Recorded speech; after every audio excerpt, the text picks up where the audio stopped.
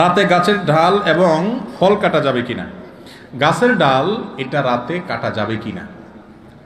আমাদের গ্রামাঞ্চলে অনেক মা বোন এখনো রাতের বেলায় কোনো ফল ফসল ছিঁড়ে না, বলে যে এটা ছিঁড়লে ক্ষতি হয়, সমস্যা হয়। এগুলো সম্পূর্ণ ভুয়া কথা, ভিত্তিহীন কথা।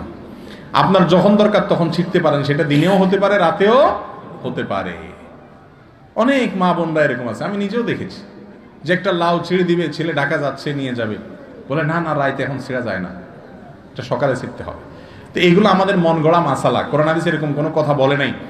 আপনার প্রয়োজন হলে কোনো গাছের ডাল, কোনো আপনার সবজি, কোনো কিছু এটা রাত্রেও ছিঁড়তে পারেন, দিনেও ছিঁড়তে পারেন।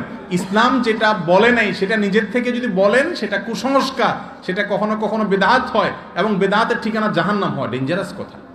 আল্লাহ রসুল যা বলেন নাই সে কথা মন গড়া বলা যাবে না, দরকার হলে রাতেও ছিঁড়া যাবে। তবে হ্যাঁ, ডাল বলেন আর গাছের গাছ বলেন, প্রয়োজন ছাড়া কাটা ছেঁড়া করা নিষেধ।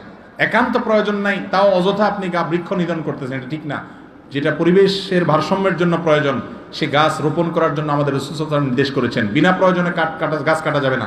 প্রয়োজন আছে কাটেন, 100 বার কাটেন, কিন্তু সেটা রাতেও কাটতে পারেন, দিনেও কাটতে পারেন, কোনো অসুবিধা নাই। এরপরে প্রশ্ন হলো, ওলিমা ছেলের পক্ষ খাওয়াবে নাকি মেয়ের পক্ষ খাওয়াবে? ওয়ালিমা বলা হয় বিবাহ পরবর্তী খাবার।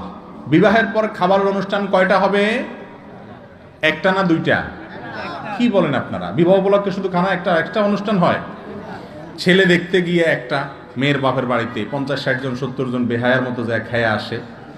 এরপরে আইসা আপনার অলিমার নাম দিয়া ছেলে একটু খাওয়ায় হালকা পাতলা, আর তার কয়েক গুণ বাড়াইয়া মেয়ের বাপের বাড়িতে আবার কি যাত্রী জানি বলে, বরযাত্রী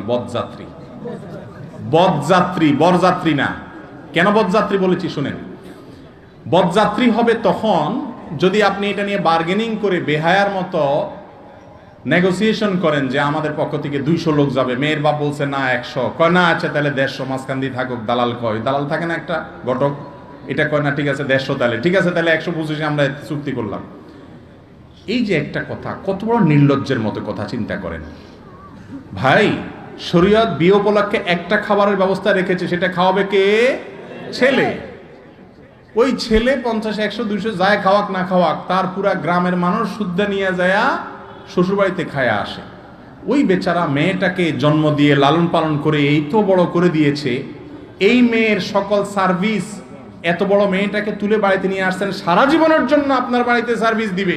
আপনি তো শ্বশুর মশাইরে সালাম করতে করতে জীবন পার করবেন, উল্টা বেহায়ার মতো বেচারা মেয়েও দিছে, আবার খাওয়াবেও, আবার যৌতুকও দেয়।